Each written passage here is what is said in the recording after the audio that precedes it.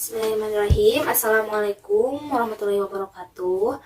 Alhamdulillahirrahmanirrahim. Wabillahi nasta'in ala umuri dunya waddin wa ala alihi washabihi ajmain, amma ba'du. Alhamdulillah, pada kesempatan kali ini kita masih diberikan kesempatan oleh Allah Subhanahu wa taala untuk belajar bersama-sama. Nah, bagaimana kabarnya kalian hari ini? Semoga kalian sehat-sehat selalu ya. Sebelum kita memulai pembelajaran, alangkah baiknya kita berdoa terlebih dahulu. Berdoa di dalam hati, dimulai. Berdoa selesai ya. Nah, sebelumnya Ibu akan membacakan terlebih dahulu tentang materi yang akan kita pelajari hari ini. Kita akan belajar tentang tema 6, yakni air, bumi, dan matahari. Subtema ke-1 yaitu tentang air dan pembelajaran ke-1. Nah, adapun tujuan dari pembelajaran hari ini, yang pertama, dengan mengamati gambar, siswa dapat mengetahui sebuah peristiwa, akibat yang terjadi dari peristiwa tersebut, dan cara penyelesaian masalah tersebut ya. Yang kedua, dengan mengamati teks laporan, siswa dapat mengidentifikasi teks laporan sederhana tentang alam sekitar dengan cermat. Yang ketiga, dengan arahan guru, siswa mengetahui aturan pemakaian air yang benar di rumah.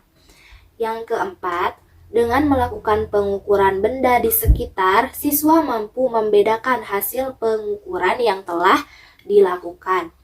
Yang kelima, dengan arahan dari guru, siswa mampu membuat keterampilan berupa menggambar tentang sebuah benda yang bisa menampung air. Dan yang terakhir, dengan arahan guru, siswa mampu menyimpulkan pembelajaran yang telah dilakukan hari ini. Mungkin itu yang harus kita sampai ya. Jadi pembelajaran hari ini itu kita akan melakukan beberapa kegiatan agar tujuan dari pembelajaran kita hari ini itu tercapai. Nah, untuk memulai pembelajaran, coba perhatikan Ibu terlebih dahulu ya, anak-anak. Begini, alam Indonesia itu terdiri atas daratan dan perairan. Di Indonesia sendiri dikenal terdapat dua musim. Yang pertama musim kemarau dan musim penghujan. Matahari bersinar sepanjang tahun. Tanah, air, dan matahari berguna sekali bagi kehidupan manusia. Semua itu adalah anugerah dari Allah Subhanahu wa taala ya. Untuk itu kita perlu bersyukur atas anugerahnya. Nah, coba perhatikan buku siswa kalian yang kalian pegang. Nah, terdapat gambar pada buku tersebut ya. Nah, coba perhatikan gambarnya itu ada yang pertama. Coba apa yang kalian lihat?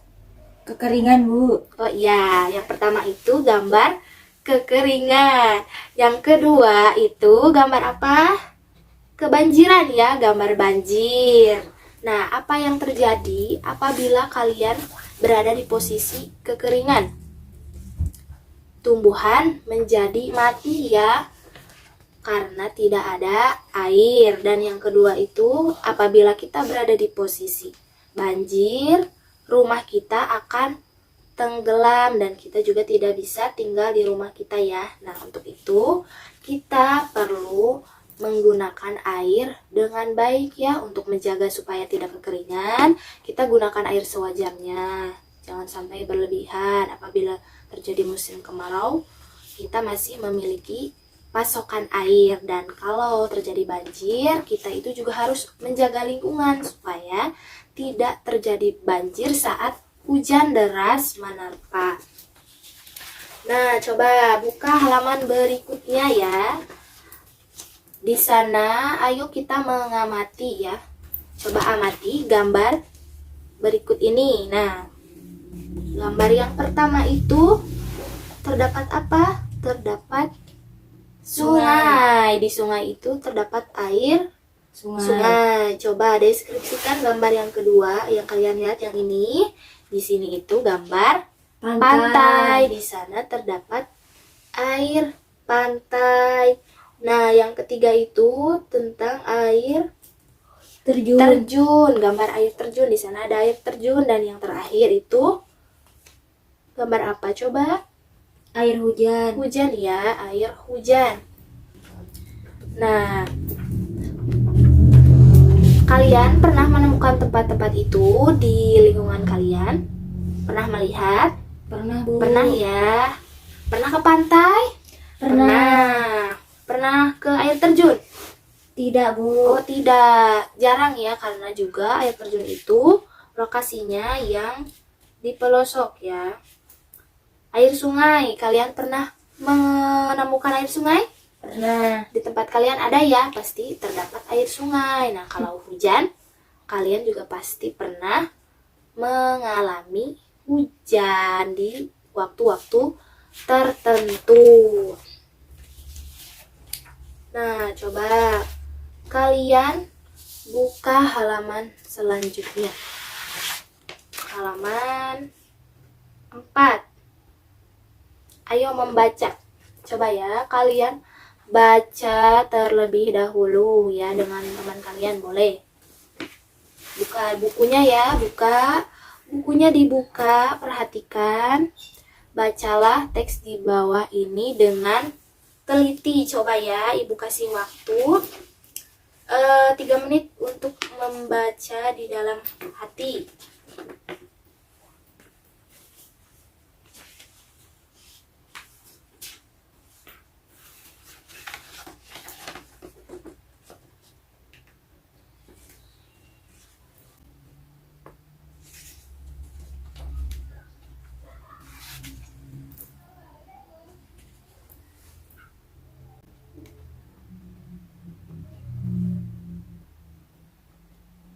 Waktunya sebentar lagi ya.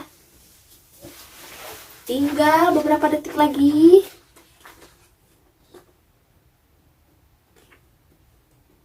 10, 9, 8, 7, 6, 5, 4, 3, 2, 1. Sudah selesai ya kalian bacanya. Sudah. Nah, coba lihat di bawahnya. Di bawahnya itu terdapat beberapa pertanyaan. Ada berapa? Ada 1, 2, 3, 4, 5. Ada 5 pertanyaan. Coba kalian isi terlebih dahulu. Isi terlebih dahulu sebisa kalian. Nanti kita akan bahas bersama-sama ya. Gak usah lama-lama ya. Tadi kan kalian sudah baca. Kalian pahami itu teks yang berada di buku tersebut menceritakan tentang apa, kejadiannya apa yang terjadi di teks itu. Kalian tadi sudah baca, coba kita lihat kalian paham tidak. Coba jawab dulu ya.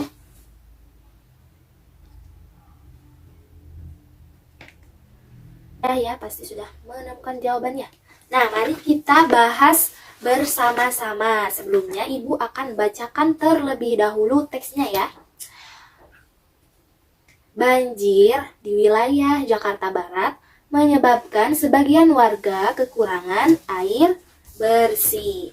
Warga yang biasa mendapatkan air bersih dari perusahaan air minum atau PAM, sementara ini tidak bisa terlayani. Hal itu disebabkan instalasi pengolahan air yang menghasilkan air bersih terendam banjir. Selain kekurangan air bersih, di daerah itu juga terjadi pemadaman listrik. Nah, mari kita jawab pertanyaan di bawahnya ya. Kita samakan. Apakah jawaban kalian itu benar atau tidak? Pertanyaan yang pertama. Judul apa yang sesuai dengan teks bacaan tersebut? Kira-kira judul apa yang sesuai dengan bacaan yang kalian baca tadi? Teks tadi itu menceritakan tentang banjir di suatu tempat ya. Jadi kira-kira judul yang tepatnya apa?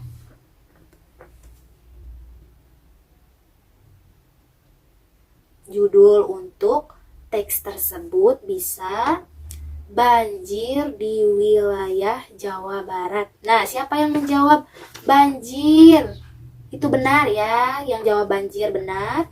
Yang menjawab banjir di wilayah Jakarta Barat juga benar. Yang tidak sesuai dengan yang Ibu sampaikan barusan berarti kurang tepat ya. Perbaiki yang salah. Coba di sampingnya ditulis ya di buku kalian. Kalian tulis jawabannya di buku. Nomor 1 yang benar itu jawabannya banjir di wilayah Jakarta Barat. Tulis ya terlebih dahulu supaya kalian ingat. Sudah ditulis. Nah, kita beralih ke soal yang kedua. Yang kedua, peristiwa apa yang terjadi menurut teks tersebut? Nah, kira-kira peristiwa apa? Ayo. Kalian kan sudah baca ya? Baca dari awal hingga akhir. Kira-kira peristiwa apa? Jadi peristiwa itu kejadian apa sih yang ada di teks tersebut ya? Kejadian apa? Coba.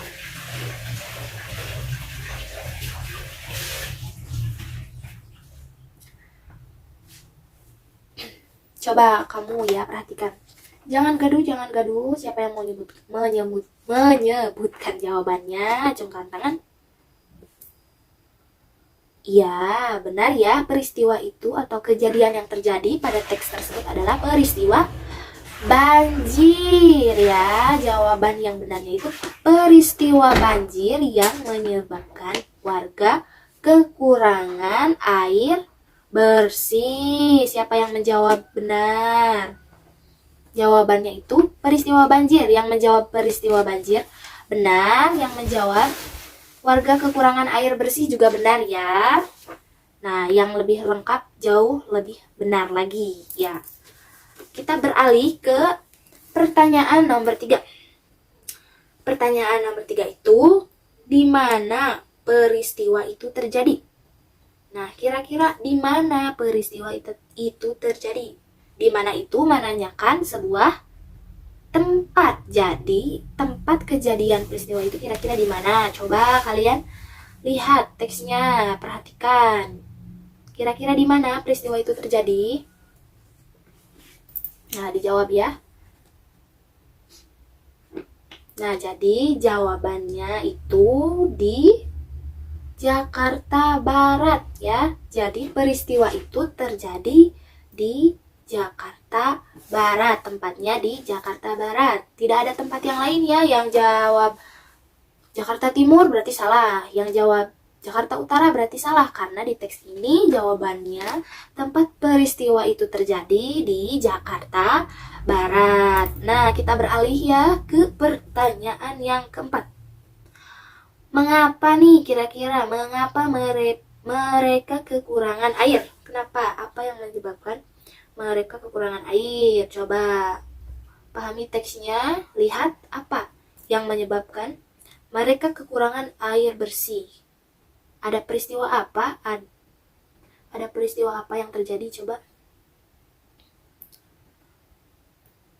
Nah, jawaban dari nomor 4 ini, banjir yang menyebabkan instalasi pengolahan air bersih menjadi terendam. Itu jawabannya ya. Jadi mereka kekurangan air bersih itu karena instalasi pengolahan air bersihnya terendam oleh banjir. Untuk itu perusahaan air minumnya tidak bisa mengolah air bersih. Pertanyaan yang terakhir, nomor 5. Peristiwa apa lagi yang terjadi selain kekurangan air bersih? Coba perhatikan di teks itu ada ya peristiwa lain selain kekurangan air bersih. Kira-kira peristiwa apa yang mereka alami? Coba perhatikan teksnya baik-baik ya. Nah, jawabannya kira-kira apa? Jawaban untuk nomor 5 itu peristiwa lain yang terjadi selain kekurangan air, yakni terjadinya pemadaman listrik. Nah, siapa yang jawab dengan benar? Semuanya benar. Nah, coba perhatikan jawaban kalian dari 1 sampai 5. Benar semua tidak? Ada yang benar, ada yang pasti jawab salah ya, ada yang keliru. Nah, coba ya diperbaiki lagi. Tadi kan sudah disebutkan jawaban yang benar. Kalian perbaiki dengan menuliskan jawaban yang benar di buku tulis kalian ya. Untuk kedepannya lagi nanti dalam mengerjakan soal seperti ini, kalian harus memperhatikan dengan sesama teks tersebut sebelum mengisi soal-soal yang tersedia supaya kalian bisa menjawab dengan benar. Nah, masih semangat kah kalian belajarnya hari ini? Harus semangat ya. Nah, sebelum kita lanjut ke pembelajaran selanjutnya, karena kalian akan melakukan sesuatu ya, kita cek semangatnya terlebih dahulu. Coba perhatikan, persiapkan tangannya. Kalian sudah tahu kita akan melakukan tepuk semangat. Kalian tahu belum tepuk semangat itu bagaimana? Kok belum? Lupa lagi ya? Ada yang malu-malu, ada yang udah tahu tapi malu-malu. Nah, kita sama-sama ya, ibu dulu. Nanti kita akan melakukan tepuk semangatnya bersama-sama ya. Jadi begini ya, siapkan tangannya. Tepuk semangat. Semangat. Semangat. Sudah bisa? Bisa ya. Yang semangat, kita akan melakukan pembelajaran selanjutnya. Jadi kita harus membakar semangat kita terlebih dahulu ya. Ayo kita sama-sama. Tepuk semangat. Semangat. Semangat. Sekali lagi tepuk semangat. Semangat. Semangat. Tepuk tangan untuk kita semua. Sudah semangat lagi ya? Kita akan belajar lagi. Nah, untuk pembelajaran selanjutnya itu tentang aturan pemakaian air di rumah. Ibu mau tanya nih, kalian di rumah menggunakan air sewajarnya atau tidak? Jangan-jangan berlebihan ya menggunakan airnya ya. Coba kalian mandi 1 hari berapa kali? 2, Bu. Wah, 2. Ada yang jawab 3. Ada yang jawab 5. Banyak sekali ya kalian mandi 5 kali. Itu kenapa kalian mandi 5 kali? Habis main kotor-kotoran jadi terus-terusan mandi. Ya ampun ya, mainnya kotor-kotoran. Nah, di sini itu gimana sih aturan penggunaan air yang benar? Nah, air itu kan kita manfaatkan ya. Kita gunakan itu harus seperlunya. Jangan berlebihan karena kebutuhan air itu tidak hanya untuk mandi, bisa dipakai untuk apa lagi? Air untuk minum ya. Kita juga memerlukan air untuk minum. Selain minum, kita juga menggunakan air untuk mencuci baju dan lain-lain. Nah, jadi kita menggunakan air itu harus sewajarnya. Nah, di sini ya kalian harus perhatikan ya anak-anak dengan baik. Aturan pemakaian air yang baik di rumah itu yang pertama, matikan keran air yang tidak dipakai. Jadi kalau keran airnya tidak dipakai, jangan dibuka terus dan membiarkan air mengalir ya terus-terusan, nanti malah kebanjiran di rumah ya karena kerannya tidak ditutup. Jadi gunakan air itu seperlunya. Matikan keran bila sudah selesai memakai keran air tersebut ya. Nah, yang kedua, perhatikan durasi mandi itu. Durasi mandi itu harus diperhatikan. Jangan lama-lama mandi ya, membuang-buang air. Kalian ngapain sih di kamar mandi lama-lama ya? Membuang-buang air. Jangan lama-lama. Gunakan air saat mandi itu seperlunya sampai kita itu bersih saja ya. Jangan sampai digosok, herang gitunya. Ya, jadi jangan membuang air saat mandi. Gunakan seperlunya saja. Yang selanjutnya itu penggunaan air untuk kebutuhan yang benar-benar penting saja ya, seperti untuk minum. Ya, gunakan airnya itu untuk yang benar-benar penting. Kalau yang tidak penting banget, yang tidak terlalu penting, tidak perlu memakai air ya tidak apa-apa. Jangan malah membuang-buang air ya. Nah, yang terakhir itu saat mencuci, perhatikan juga jangan kita itu saat mencuci itu gunakan sabun yang banyak. Jadi nanti kita itu saat membilasnya kan harus memerlukan air yang banyak juga, malah membuang-buang air juga. Jadi saat mencuci itu sabun yang dipakainya jangan banyak-banyak, secukupnya saja agar air yang dipakai juga secukupnya. Nah, tolong perhatikan hal itu dan dilakukan di rumah ya. Praktekkan di rumah dan kasih tahu juga sama ibu, ayah atau punya kakak di rumah, Kak, gitu, kalau habis memakai keran air jangan lupa ditutup, jangan dibiarkan gitu aja. Atau mah kalau mencuci jangan banyak-banyak ya airnya, kita manfaatkan air seperlunya saja. Soalnya kan kita itu tidak tahu ya, siapa tahu suatu saat itu tiba-tiba kita ada musim kemarau, kita kekurangan air karena sebelumnya kita menghambur-hamburkan air, jadi kita malah yang nantinya akan kerepotan, kita akan kesusahan. Nah, untuk itu, untuk jaga-jaga, jadi kita harus menggunakan air seperlunya saja. Paham ya anak-anak? Jangan lupa dipraktekkan di rumah karena aturan ini bisa kalian praktekkan di rumah atau di tempat-tempat yang lain yang kalian kunjungi. Juga harus memperhatikan ya, jangan membuang-buang air sembarangan. Nah, coba perhatikan lagi pada buku siswa, buku paket ya. Coba manfaat air itu kan salah satunya itu untuk minum. Di sini ada Edo yang membawa minuman ke sekolah dengan botol minuman. Ada juga seorang ibu yang meminum teh hangat memakai cangkir, dan ada Niko yang suka minum segelas es teh, meminum segelas es teh. Nah, coba perhatikan gambarnya. Nah, supaya jelas, perhatikan gambar di depan. Di sini terdapat 3 benda. Yang pertama itu gelas, yang kedua botol minum, yang ketiga itu cangkir. Coba bandingkan ya. Dari 3 benda ini, di antara botol minum yang tengah dengan gelas, lebih tinggi yang mana? Botol minum atau gelas? Botol minum. Lebih tinggi botol minum. Nah, coba perhatikan lagi. Gelas dengan cangkir, lebih tinggi gelas atau cangkir? Lebih tinggi gelas ya. Nah, kalau coba perhatikan gelas ini gelas dengan cangkir, sudah. Cangkir dengan botol minum, lebih tinggi apa lebih pendek? Jadi cangkir itu lebih pendek daripada botol minum. Jangan tinggi terus ya, ingatnya tinggi terus. Jadi kita ibu ubah pertanyaannya. Ibu ubah. Nah, sekali lagi coba kalian perhatikan tidak? Gelas dengan botol minum, lebih pendek gelas atau botol minum? Lebih pendek gelas. Nah, sudah paham ya ukurannya? Kalian bisa membedakannya ya? Bisa bedakan 3 benda ini. Bisa ya? Alhamdulillah. Nah, selanjutnya untuk halaman selanjutnya coba kalian buka. Nah, di sini ada pertanyaan nih. Pengukuran tadi itu kan berbeda-beda. Kira-kira kenapa ya beda-beda? Ada yang tahu?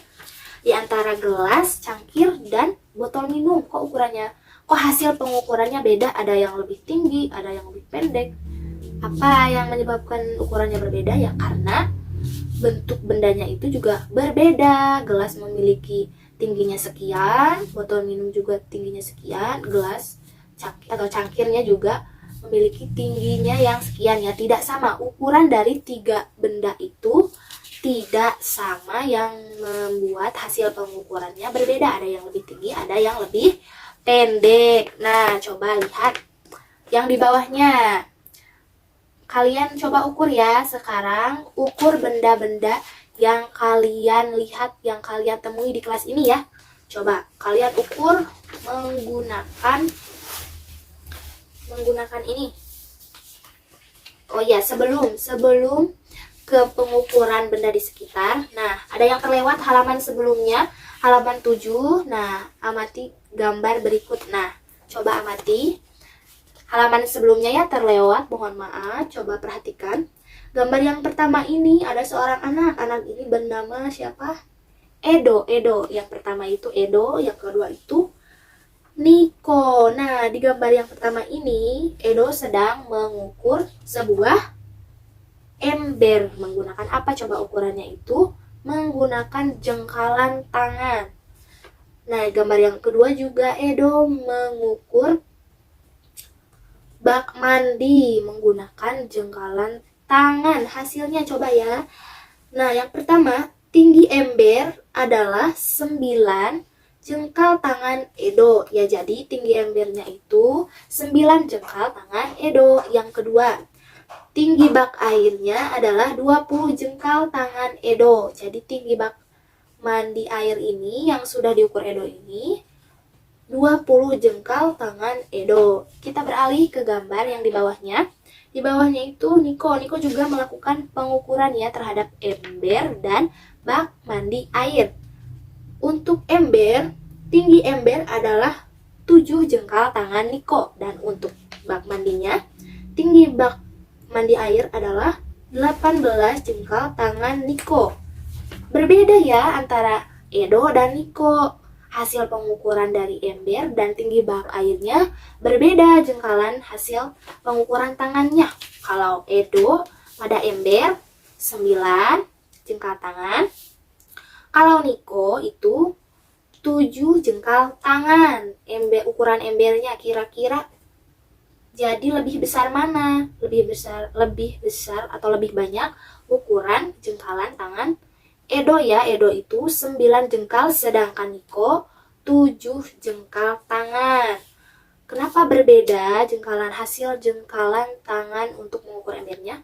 Karena ukuran dari setiap jengkalan tangan orang itunya juga berbeda-beda. Jadi hasil pengukurannya pun berbeda-beda. Sama halnya dengan tinggi bak air ya. Yang diukur Edo itu menjadi 20 jengkal tangan. Kalau Niko menjadi 18 jengkal tangan. Lebih banyak Edo dibandingkan Niko. Jadi jengkalan tangannya itu mungkin lebih besar milik Niko karena ukuran jengkalan tangannya menjadi lebih sedikit dibandingkan Edo. Jengkalan tangan Edo itu kecil, jadi hasil dari jengkalan ukurannya itu lebih banyak dibandingkan Niko. Coba sekarang kalian yang mempraktikannya ya. Kalian coba ukur benda-benda di sekitar kalian. Coba kalian menemukan apa? Nah, di sini ada meja guru. Ada juga kertas buku ya, Bu. Kalian punya buku masing-masing. Kalian juga punya penggaris, kalian bawa. Nah, kalian punya penggaris, kalian punya pensil ya, pulpen, pensil atau pulpen. Kalian juga punya kursi yang kalian duduki ya. Kalian bisa mengukurnya menggunakan jengkalan tangan kalian sendiri. Coba ya.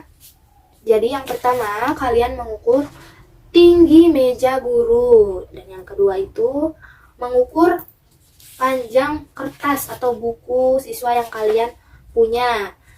Yang selanjutnya kalian mengukur tinggi kursi yang kalian duduki.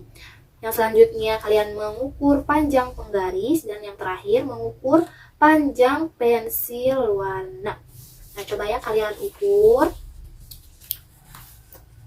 Nah, mengukurnya menggunakan jengkal tangan ya. Kalian tulis di buku tulis kalian masing-masing hasilnya ya. Hasil pengukuran kalian itu berapa? Pastinya berbeda-beda ya. Nanti ibu periksa, ibu lihat. Nah, selain itu juga kalian bisa melakukannya hari ini, pengukurannya hari ini nanti setelah ibu menyelesaikan materinya, atau kalian juga bisa di lain hari ya mengukurnya. Jadi tidak untuk dikumpulkan hari ini ya, cuman ibu minta kalian untuk melakukan pengukuran menggunakan jengkalan tangan. Nah, selain itu juga ibu ingin kalian membuat kreasi ya, kalian menggambar. Boleh di buku gambar, tapi lebih bagus di buku gambar ya. Kalian menggambar benda-benda yang sekiranya dapat menampung air. Semisal kalian boleh menggambar gelas, ember, boleh ya, baskom. Pokoknya yang bisa menampung air. Coba kalian gambar, yang lebih bagus dikasih warna. Itu untuk nilai kalian. Jadi penilaian kalian itu ada dua. Yang pertama kreasi berupa menggambar, dan yang keduanya itu tentang hasil pengukuran dari benda-benda yang tadi disebutkan. Nah, kalian kerjakan ya. Dikumpulkannya saat kita bertemu lagi, yaitu minggu depan atau besok ya. Kita kan bertemu lagi besok untuk pelajaran yang baru, tapi mungkin jadi dikumpulkannya minggu depan saja. Ibu nilainya minggu depan. Nah, coba untuk selanjutnya, sebelum ditutup, kira-kira ada yang bisa menyimpulkan pembelajaran kali ini? Kira-kira kita itu belajar apa aja hari ini? Nah, pada hari ini itu kita telah belajar tentang air ya. Kita membahas tentang air, dimulai dari manfaat air ya. Kita membahas manfaat air. Ada juga kita membahas macam-macam air ya. Tadi ada yang menyebutkan air hujan, air terjun, air pantai, dan air sungai. Kita juga telah mengetahui atau mempelajari tentang peristiwa yang terjadi apabila kita kekurangan air dan kelebihan air, bagaimana cara penyelesaiannya, dan akibat yang terjadi bila kita berada di situasi kekurangan air atau kelebihan air ya. Nah, selain itu juga kita telah mempelajari tentang pengukuran benda-benda ya. Pengukuran benda dimulai dari ember, bak mandi air, dan juga kalian nanti yang berupa tugas mengukur benda-benda di sekolah seperti meja guru, kursi yang kalian duduki, dan benda-benda lainnya ya. Dan juga yang terakhir, kalian mencoba membuat kreasi berupa gambar. Gambarnya sebagus mungkin ya, kalau bisa yang rapi, diwarnai juga supaya nilai yang kalian dapat juga bagus ya. Nah, ingat ya, dikumpulkannya minggu depan kita akan membahas materi selanjutnya dan juga melakukan penilaian tentang tugas yang kalian kerjakan pada minggu ini ya. Nah, mungkin alhamdulillah ya, kita tutup dengan alhamdulillah kita telah melakukan proses pembelajaran dari awal hingga akhir dengan lancar. Semoga materi yang Ibu sampaikan dapat dipahami dan berkah untuk kita semua ya. Kalian paham dan juga kalian bisa mempraktekkan hal-hal baik yang tadi yang telah dilakukan, seperti aturan-aturan tentang pemakaian air. Jangan lupa kalian praktekkan ya. Nah, mungkin itu yang bisa Ibu sampaikan. Semoga bermanfaat. Ibu tutup. Akhir kata, assalamualaikum warahmatullahi wabarakatuh. Sampai ketemu di pertemuan selanjutnya. Terima kasih untuk kita semua yang telah melakukan pembelajaran hari ini.